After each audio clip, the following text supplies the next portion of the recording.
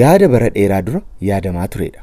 Profeesaroonni, dookteroonni, maanguddoonni, abbootiin gadaa fi hayyoonni Oromoo dhimma Oromoof Oromummaa irratti waliin mari'achuun wal arguun waan Oromoo irratti yaada wal jijjiiruunis yeroo garaa garaatti yaadamee osoo hin milkaa'in wayitii hafidanudha. Warreen yaada qulqullaa'aa kana maddisiisuun hawaasa Oromoo kana barsiisuuf barbaadaa turan silaa gatii hojii isaanii kan badhaafamuu qaban du'aa fi miidhaa qaamaaf saaxilamaniiru. Guyyaa qubee kanaan waa katabuun dhowwaa ture. Halkan ijoollee walitti qabee ammayya ammumaa ajjeese abbaan addeessaa aduudha dooyyee toduu odeesse. Bakkaafaaf bakakkoof bofu boraatii bofaa barbaadu bareeda birraa barana badduus badeensi barbaada. Caalaa caamaatii mucaa caamaa sana kan utuu mucucaanne cehee cuncuna coree miicee cuunfee micciiree coqorsa caffee caamaa isin cufti callisaa caqasaa jechaa ijoollee barsiisaa ture. Abubakar Muusaa leenca ituu humbannaa ajjeesanii waraabessi nyaate. Dargiitu ajjeese. Abubakar Muusaa, Sheek Bakrii Saphaloo, warri kun warra ijaajjee ilmaan haraamuutiin mormee qubee isin har'a jettan kana qubee isin akka har'a qoosaatti barattan kana nuyi halkan dukkana keessa dhokannee baran. Haa ta'u egaa aduun akka bariitettis akkuma hin hafne lixxee naftu. Lakkooftuuwwan yeroo sekeendii hanga waggaatti jiran tokko tokkotti wal dabarsuun yeroon carraan akkanaa argamuu danda'u irraan nu ga'anii jiru. Waa malee miti kan kana kaasuuf feene. Kora qorannoo Oromoo walta'iinsa Yuunivarsiitii Jimmaa fi Wallaggaatiin qophaa'e kan godina Wallagga ba'aa magaalaa Naqamtee Yuunivarsiitii Wallaggaatti qophaa'e irratti waan hordofne qabna. Yuunivarsiitii Wallaggaa cidha guddaa tokko keessummeessitee turte. Tibba darbe kanaa jechuudha. Innis kora qorannoo Oromoo addunyaa sadaffaadha. Korri qorannoo kun kaayyoo mataasaa qaba. Innis seenaa guddina aadaa fi aartii Oromoo irratti xiyyeeffata. Hanqina aadaa, seenaa fi aartii Oromoos ni iyyaafata. Furmaataafis haala mijeessa. Akka yeroo dheeraa gadi qabametti afaanota lafa kanarraa badan keessatti ramadama ture. Afaanni Oromoo kun garuu jaalala hawaasa isaa waan qabuuf dhiibbaan alagaan irratti raawwatu balleessuu hin dandeenye. Kora qorannoo Oromoo walta'iinsa Yuunivarsiitii Jimmaa fi Wallaggaa yeroo sadaffaaf taasifame kanarratti keessummoota hedduutu afeerame. Osoo fageenyii fi baay'inni hojiillee isaan hin daangessine. Namoonni bakka kanatti argaman waan humna isaanii gumaachaniiru. Dabee barreeffamuu seenaa Oromoof kan garaan isaanii gad beektonni kunniin seenaa dhugaan Oromoof gumaachuuf daangaa kutanii bakka kana dhufan. Bara abjuun waan hiika hin argatin hafu fakkaatu. Bara aduun dukkanooftee waan deebitee iftu hin fakkaanne. Bara Oromoo fi Oromummaan irraa dheeffamu keessa abbootiin mul'ataa dukkanaan duubatti ifa har'aa kana ofii dukkana keessa dhaabbatanii argan kabaja guddaa labata kanarraa qabu. Osoo isaan kanaaf yayyaba hin keenye kun hin yaadamu ture. Waa'een Oromoo fi Oromummaa irratti wal ga'anii mari'achuun jechuudha. Yoomuu seenaan isaan leellisti labataa labatatti darbuunis seenaan ni jiraatu. Kora qorannoo Oromoo addunyaa sadaffaa kana kan adda isa taasisu riisarchiin yookaan qorannoon hedduun afaan Oromoon dhiyaachuu, joornaalonnis yookaan barreeffamoonni adda addaas afaan Oromoon barreeffamuu isaaniiti. Hayyoonni garaagaraas qorannoo isaanii dhiyeessaniiru. Kun Oromoof gumaacha guddaas ture. Baga nagaan dhuftanii lafan itti dhaladhe kanatti waa tokko jechuu yaaluun koo baay'ee na gammachiisa.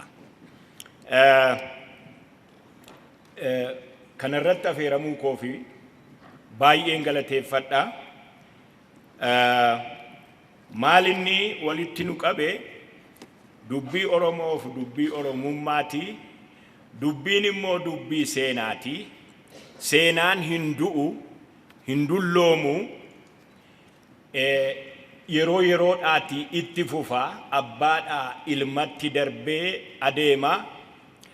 Seenaan kuni seenaa gurraattiinis jirti, seenaa gaariinis akkuma jiru. Anamma utuun qubeedhaan baradheera ta'e baay'een gammadaa baay'een jaalladhan ture afaanuma Oromootiin afaanuma dhaloota kootiinanii isinii ibsa ture waanan qoradhe amma immoo garuu egaa yeroo dheeraa amma fudhatee inni jedhee iddoo baay'eetti waa dhiyeessaa ture kana keessa immoo asitti immoo hojii baay'een hojjedhee awraajjaa 6 keessa deemee Wallaggaanii yeroo sanatti isheerraan waan tokko walitti qabee walitti qindeessee isinii ibsuun barbaada. Religious interactions in this part of Oromia. In the scientific study of religion, there are various approaches and definitions such as sociological, philosophical. Akkaataa fi haala seeninsa amantaa Ortodoksii, Pirootestaantii, Kaatolikii fi Islaamaa godina Wallaggaa kan jedhu ture.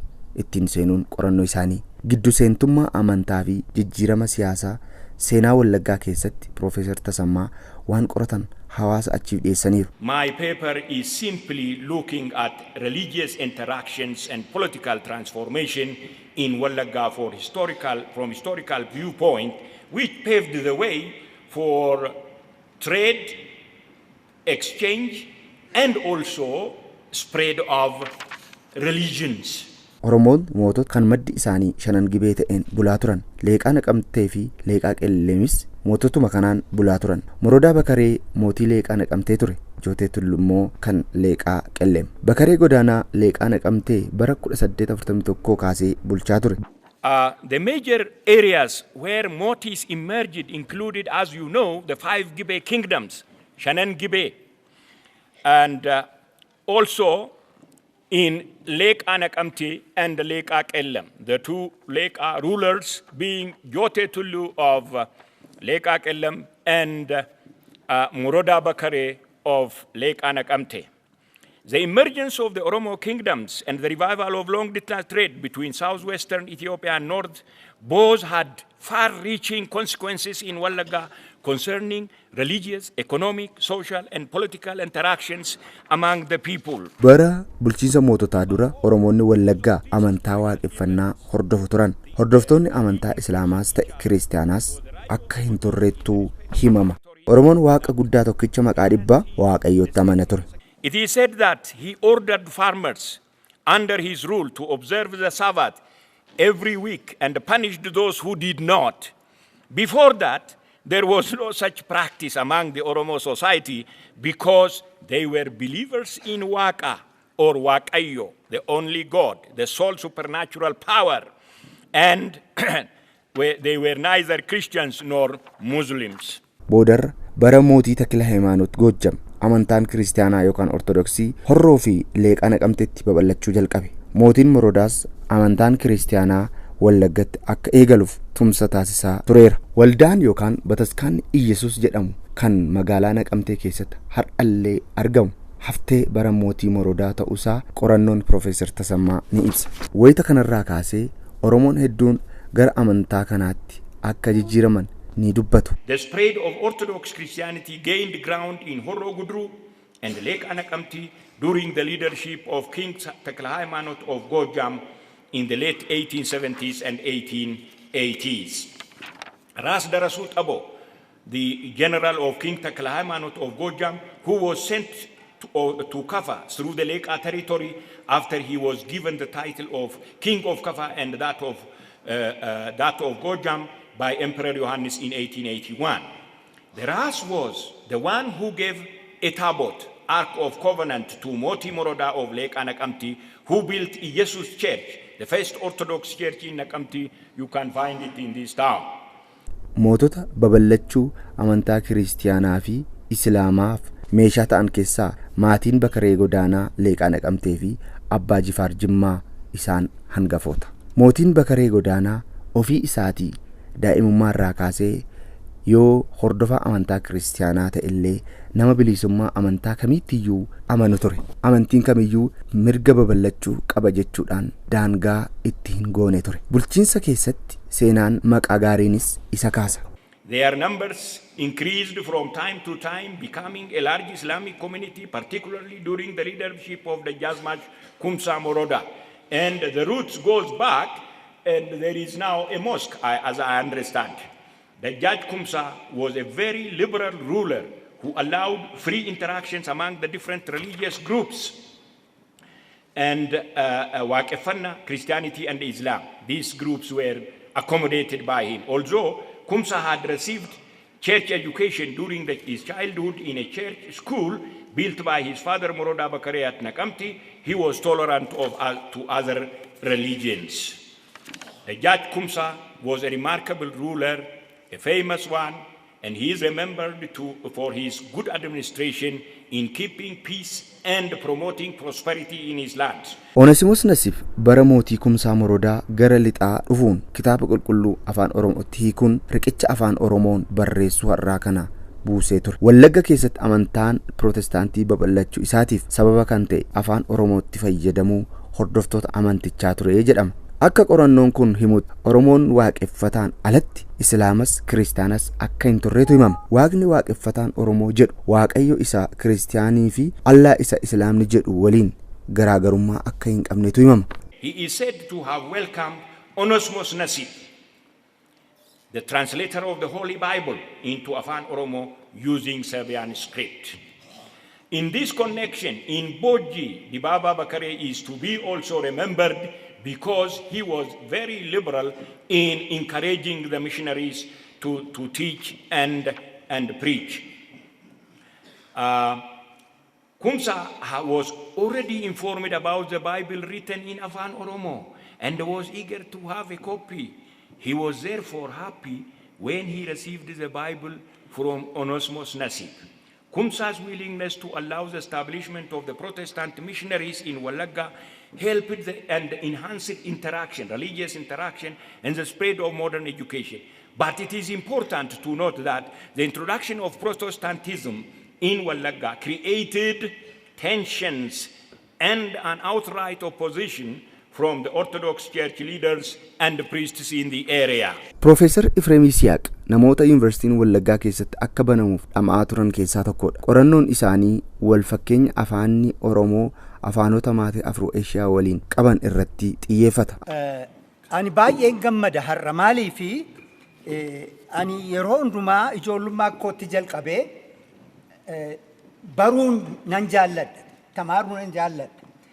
Kanaafi biyya Wallaggaattis immoo namoonni maaliif hin tamaarani jennee baay'ee hundumtuu yeroo sana akka isaan pirezidentiin eebbaa akka dubbatanitti yommuun Harvard isa tamaarsisu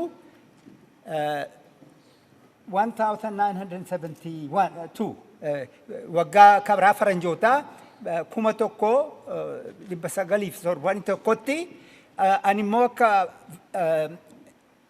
Harvardiitti faqaadan qaban ture akka sabbaatikaaliin qaba addana taane yeroo tokko maalii fi birra Wallaggaatti immoo yuunivarsiitiin hin jiru jennee dubbachuu jalqabne.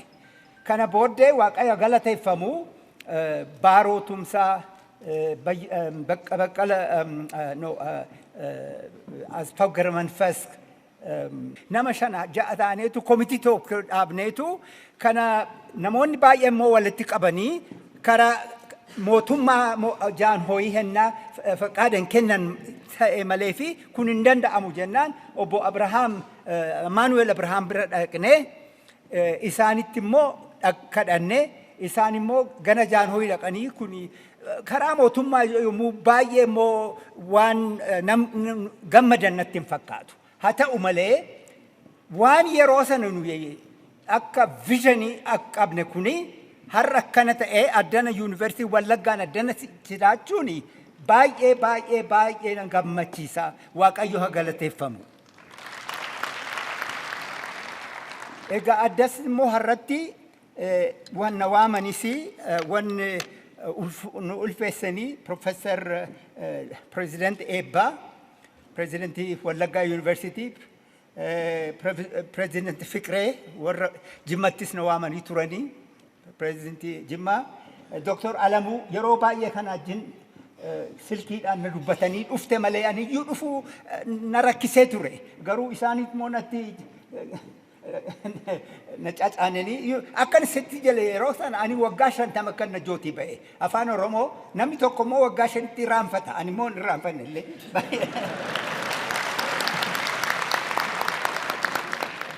Egaa hunduma keessaa Dr. Tashoomaas, Dr. Taayyees, warra Abbaa Gadaas, Dr. Nagaasoos, warra gara biraas immoo maqaan keessaa nan hin raanfadheeti iqirtaa naa godhaa sin galateeffadhaati. Egaa ani immoo waan amma dubbachuu barbaade afaan Ormaatiin dubbadha. Oromoo miti Ormaa. Afaan Ingiliziitiin nan dubbadha. Ani immoo iqirtaas nan kadhadhaa maaliifi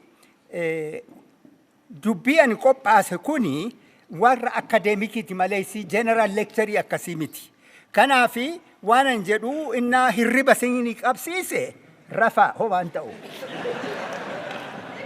Afaan Oromoo Afrikaa keessatti bal'inaan dubbatamuu irratti sadarkaa sadaffaa irratti argama. So Oromo language is the third most widely spoken language in Africa after Swahili and another Afro-Asiatic called Swahili. Afro-Asiatic, maqaan kuni Afro-Asiatic jedhanii han kennanii warra faranjootati, is divided into 6 branches. Maybe in the cover of this picture, I can show it to you. Hin argitu seelii kana. So they are Semitic, ancient Egyptian, Cushitic, Berber, Chadic, and Omotic. And they share many lexical, phonological, and more importantly, morphological characteristics. Oromoon akkanaan hundee jechaarraa jecha baasas jedhu. In my last lecture at Jimma University, I discussed the Oromo verbal mode in the Afro-Asiatic system. I used the example rukute, rukutame, rukuchise, rukuchise, rukutame, warukute, warukute, walitrukute. If those of you were here, walirukute nagaru. So I spoke about that verbal mode of the Oromo language and how that fits into the family of Afro-Asiatic languages. Today, I want to give you a bird's eye view of the relationship of the Oromo language in Afro-Asiatic, particularly focusing on pronomial words and verbal conjugation, with a distinctive pattern of prefixes and suffixes beginning with a or ta or na, and in particular a pattern whereby the third singular masculine ya is opposed to the third singular feminine and second feminine ta. Now let me give you an example. Jechoonni Oromoo afaanota maatii Afro-Eeshiyaa waliin wal simata. Afaanota 70 maatii afaan Afro-Eeshiyaa waliin hariiroo cimaas qaba. To give you examples of how the Oromo language is a very significant member of this Afro-Asiatic language, I can give you examples from 70 Afro-Asiatic languages. But among them, I just picked at random the Akkadian language, the ancient language of ancient Babylonia, Assyria, Hebrew, and Ge'ez, since Ge'ez is spoken here. dur jedhu Profeesar Ifreem Yisihaaq afaan Oromoo afaanota biroo wajjin hariiroo qabaachuusaa abjoonnee hin beeknu jedhu wayita afaan qorannu jechoonni afaanota adda addaa keessatti argaman dhibbaa dhibbatti tokkollee yoo ta'u baatan caaseffamni afaanichaas wal fakkaataa jedhu qorataan kun. Fakkeenyaaf afaanota Itoophiyaa keessatti argaman keessaa simbirroo jechi jedhu yookaan maqaan jedhu afaan Oromoo qofa keessatti argamaa jedhu garuu afaan biyya alaatti argaman keessaa afaan Hibiruu wajjinis walitti dhufeenya akka qabu immoo kaasaniiru. When we went to school, I went to last second, we never had a dream that Oromifa had any relationship with any other language. In fact, it would have been bizarre to say Oromifa is related to Ge'ez language.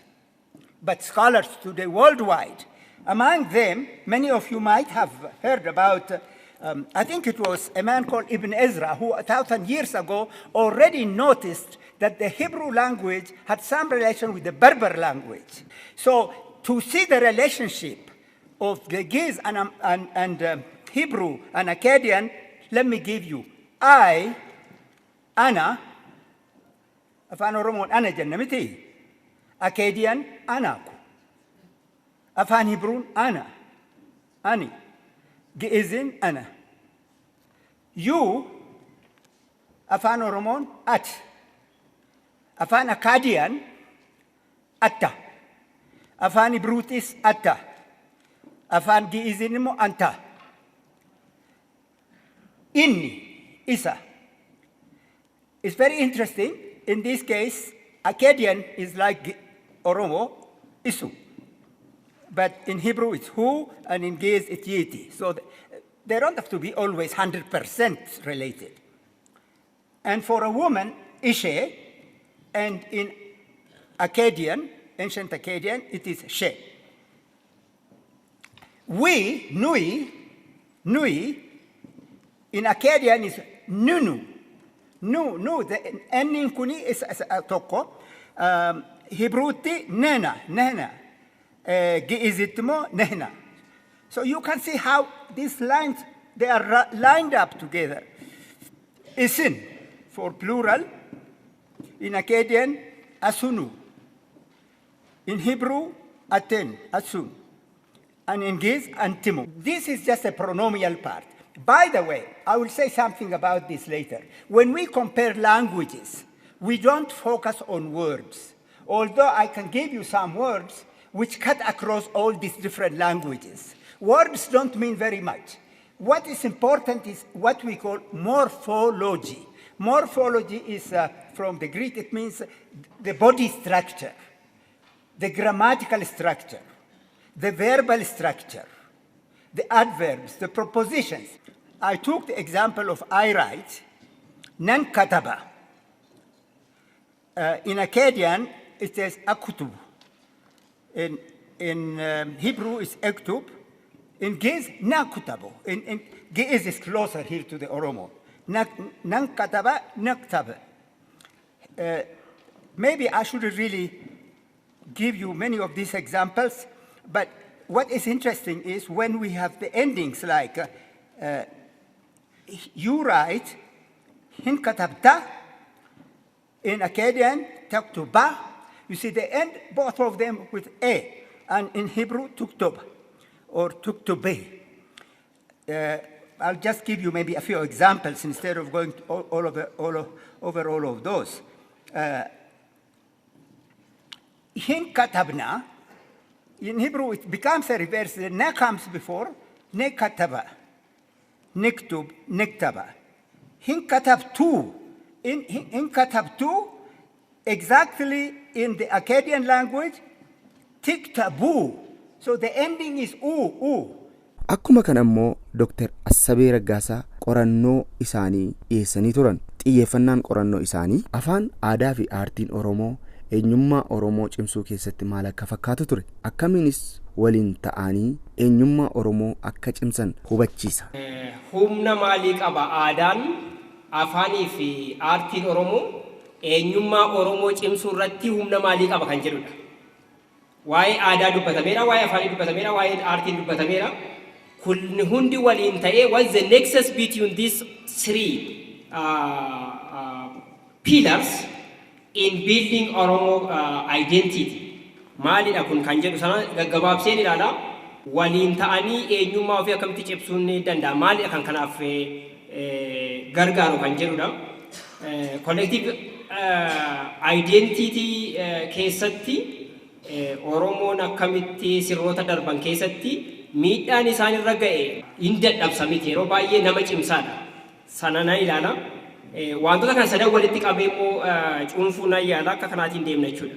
Collective identity jechuun wayyaa identitiin qabu uummanni tokko jechuun dandeenyu waan ta'eef collective identitiin yeroo dhiyoo keessa baay'ee ba'ee dhufeera. Kana immoo argaa ma jirra yeroo kana torbanootuma darban dhiyoo kana keessallee collective identity keenya mam dhufee humna ta'ee akka argaa jiru beekna waan ta'eef kanarratti baay'ee ibsayyuun barbaachisu. Garuu yeroo baay'ee maalidha? What's identity? Eenyummaan akkamittidha kan inni uumamu? Eenyummaan karaa kam ibsama yeroo jennu karaa aadaan ibsama. Sirni gadaa fakkeenyaaf eenyummaa Oromoo kan ibsu keessaa tokko sirna gadaadha. Irreechadha fakkeenyaaf akka aadaatti yoo fudhanne aartiin Oromoo baay'eensaa eenyummaa Oromoo ibsa.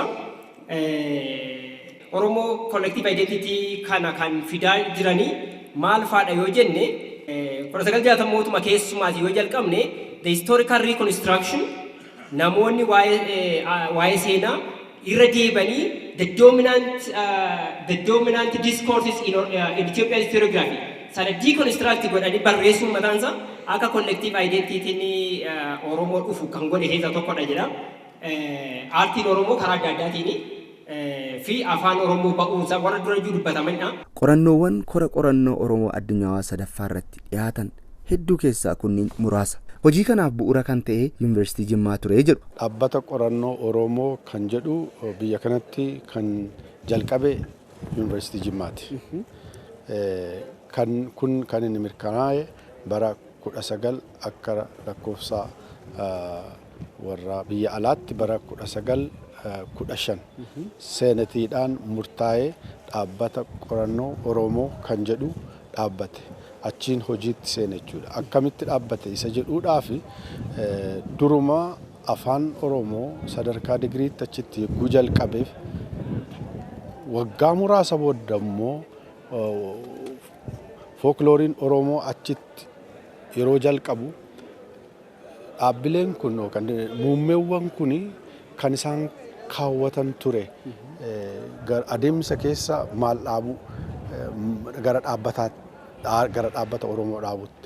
Achirraa ka'uudhaan namoonni walitti dhufanii dhaabbanni qorannoo Oromoo dhaabbachuu qaba kan jedhuun propozaaliin akka inni qindeeffamu godhameetu propozaaliin sun deeggarsa akka argatuuf mootummaa naannoo Oromiyaa gubbaadhaa gaafatamee erga xala'aan achii dhimma qorannoo Oromoo irratti wanti dhaabbatu haala haa mijatuufi kan jedhu egaa xala'aan dhufee sana booda propozaaliin sun sadarkaa isaatiin deemee seenetii Yuunivarsiitii Jimmaatiin bara 2015 dhaabbate jechuudha.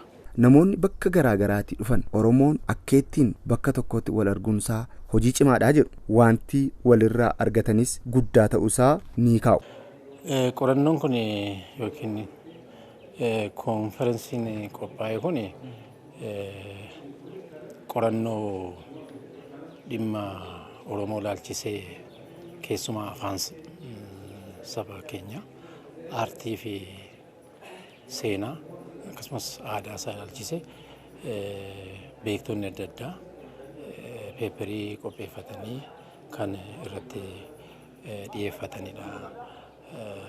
Konferensiin kun gidduu kana kan inni gaggeeffameef kaayyoon dhaabbatichaas kanumadha. Kanuma qindeessuudhaaf kan dhaabbatedha jechuudha. Aadaa hawaasaa, aartii fi afaan Oromoo irratti qorannoo gaggeessuun barbaachisaa waan ta'eef aadaan Oromoo, aartiin Oromoo, afaan Oromoo qoratamee waan uummata ittiin fakkaatu ittiin bu'amne albuuda nama siiqee ilaaleef nama hubateef safuu aadaa Oromoon qabu baay'ee kan nama boonsudha. Keessa ogallee waan baay'ee kaasuu hin dandeenya. Kanaaf kanuma irratti xiyyeeffateetu waallee achi soqnee xiqqoo isheellee karaa agarsiisna ka'umsaaf kan ta'u jechuudha. Warri kaan immoo dhaloonni inni ittaanis immoo sana ilaalee kana caalaa hojjechuu akka danda'u dhaabbanni kun egaa kanarratti xiyyeeffateetu hojjeta. Dhaabbanni qorannoo Oromoo mul'ata qaba, galma qaba, kaayyoo qaba. Mul'anni isaanii guddaan qorannoowwan Oromoo waliin wal qabatan kan biyya ambaa jiranis kan biyya keessaa jiranis gara wiirtuu tokkotti walitti fiduudha. Akkasumas hayyoota Oromoo biyya ambaa jiran biyya keessaa jiran dhimma Oromoo irratti akka isaan walitti dhufaniif haala mijeessuudha.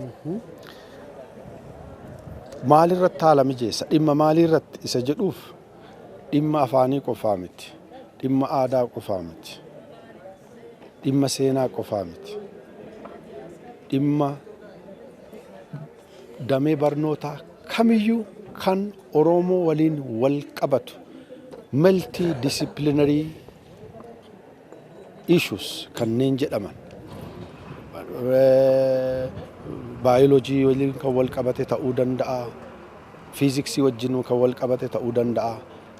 Amma giraand kan ta'e piroojeektiin tokko qophaa'aa jira. Piroojeektiin sun dhaha Oromoo akkamitti akka jalqabe kan naasaanillee hanga tokko ilaalee dhuguma piriisiishiniinsaa addadha. Akkamitti beekumsi kun iddoo sanatti dhaabbate jedhee hanga ajaa'ibsiifatutti kan jiru isa gara qorannootti fiduudha.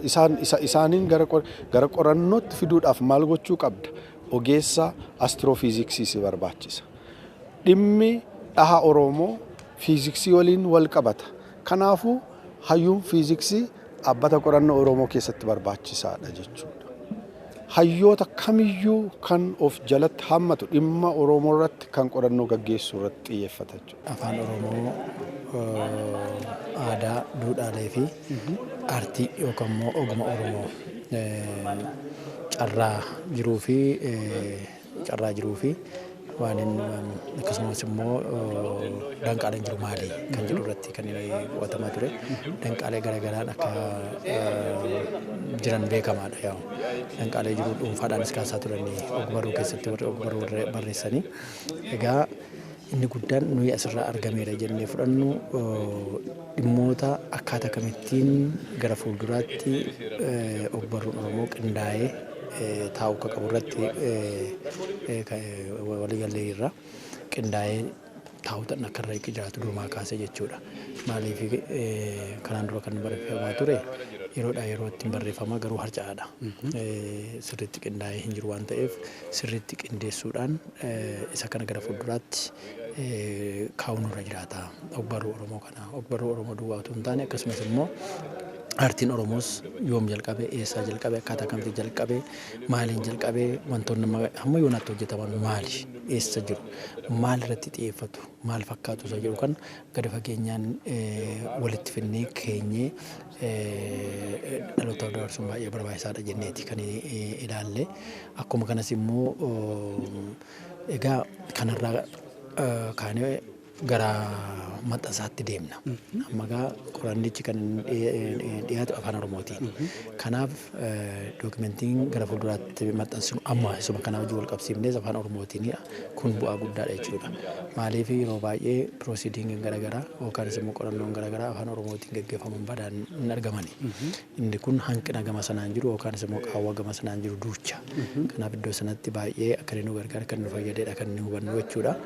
Egaa kanarratti namoonni hedduun waan argamaniifis immoo afaan Oromootiin ta'uunsaa fakkeenyaaf afaan Oromoo kan hin dandeenye sirriitti hubataniiru.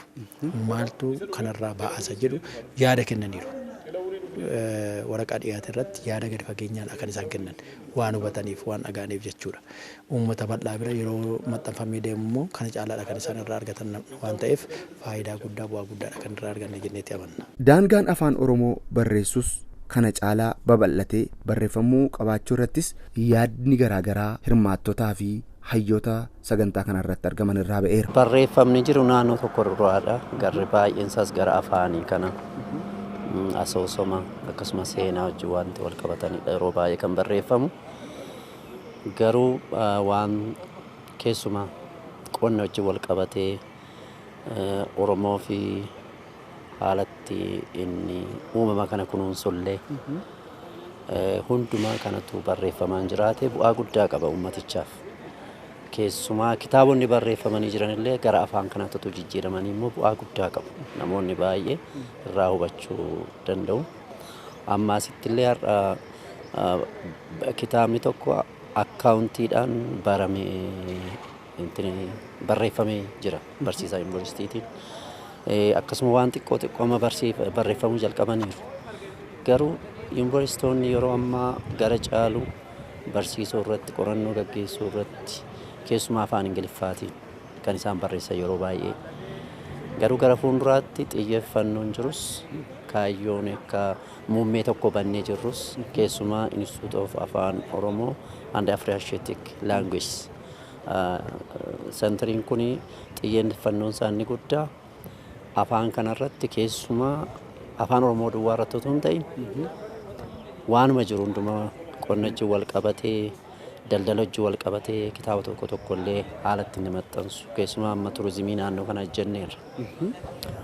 Kuni gara fuulduraatti hojii guddaan nurraa eegachuudha. Amma jalqabameera amma ta'ee deemaa jirra garuu dhaabbattoonni yuunivarsiitonni keessumaa Oromiyaa keessa jiran naannoo yuunivarsiitii 12ti. Isaan kun baay'ee hojii guddaatu isaanirraa eegama. Keessumaa barreeffamaan wanta jiru hunduma kaa'u irratti. Kanaaf xiyyeeffannoon keenya illee gara fuulduraatti sana ta'uu qaba innee yaadnawnis. Akkuma ati jette waan xiqqaadha kan jiru. Keessumaa hin jiru jechuu dandeenya yeroo ammaa. Innaa kana immoo xiyyeeffannoo goonee keessumaa cuucoo kan jedhu konsartamii qaba Oromiyaani. Inni illee itti cimee haalatti kanarratti keessumaa karaa hundumaa keemistiriitiin haa ta'u, fiiziksiitiin haa ta'u, baayoloojiitiin haa ta'u, qonnaa haa ta'u, fayyaatiin haa ta'u waanuma xixiqqoollee barreessinee uummanni kun haalatti fayyadamuu danda'u irratti hojjechuun gahee keenyadha. Manneen barnootaa keessa sirni barnootaa maal fakkaachuu qaba? Akkasumas immoo kitaabonni barreeffamanii jiran maal fakkaachuu qabu? Moojuloonni ba'an maal fakkaachuu qabu? Isa jedhu irratti hojjechuun irra jiraata jennee qabannedha kan jirru. Kanaaf akka waliigalaatti akkuma sila keenyatti beektota naannoo kanarratti nu gargaaruu danda'an adda baafne gadi fageenya irratti barreessine kan gargaaru kan jedhu amma garuu kan jalqabnee jirru fakkeenyaaf kutaa 8 herrega kutaa 8 barsiisonni keenya qopheessanii jechuudha. Gaaffiif deebii kan qabu akkaataa kamitti immoo gaaffiin sun hiikamu afaan Oromootiin hiikamu akka qabu immoo manneen barnootaatiif kennameeti kan inni jiru. Kanaaf hojii cimaan gama sanaan hojjetamaa jira jechuudha. Maaliif kutaa 8 irratti immoo xiyyeeffannee ijoolleen kutaa 8 qormaata biyyoolessaa fudhatu waan ta'eef isaafis qopheessuuf jechadha. Inni kun akka jalqabaatti jalqabame malee gara fuulduraa warroota kaaniifis akkaataa kanatti hojjechuun irra jiraata kan jiru qabanneeti jirra. Tole, xumura irratti dhaamsa keessan. Egaa dhaamsa ani qabu akkuma walii galaatti maanni wanta nuti kaasaa turre kun namoota hedduu laallata. Amma ogbarruu Oromoo jalqabaa kaasee amma ammaatti barreeffamuun irra jiraata yeroo jennutti nam tokko nam lama barreessa miti. Namoonni kana keessatti gumaachuu barbaadan kallattiidhaan akka nu qunnaman barbaadna. Kallattiidhaan yuunivarsiitii Jimmaas yuunivarsiitiiwwan Oromiyaa keessa jiran qunnamanii naannoo Haramaayaa kan jiru yuunivarsiitii Haramaayaa qunnamee naannoo Jimmaa kan jiru naannoo Jimmaa qunnamee Madda Walaabuu naannoo jiru immoo yuunivarsiitii Madda Walaabuu qunnamuutu irra jiraata. Yuunivarsiitiiwwan Oromiyaa keessa jiran hundumaa qunnamanii ogbarruu Oromoo jiru kana duudhaa isaa jenne kana aartii jiru kana waan jiru kana hundumaa namoonni ogummaa kanas qaban walitti funaanamanii akka isaan isa kanarratti hojjetaniif dhaamsan qaba. Hojii gaggaariin akkanaa haalaa fi yeroon osoo hin daangeffamin fagaatee laga ce'ee itti fufuu qaba. Kanaaf ammoo deeggarsa hundaa barbaada. Kabajamtoota daawwattoota televezyiinii OBS qorannoo Oromoo addunyaa sadaffaa walta'iinsa yuunivarsiitii Jimmaa fi Wallaggaatiin ta'e kan yuunivarsiitii Wallaggaatti qophaa'e irratti waan qindeeffanne kanarraa xumurre yeroo dhufu kutaa ittaanuun wal argina.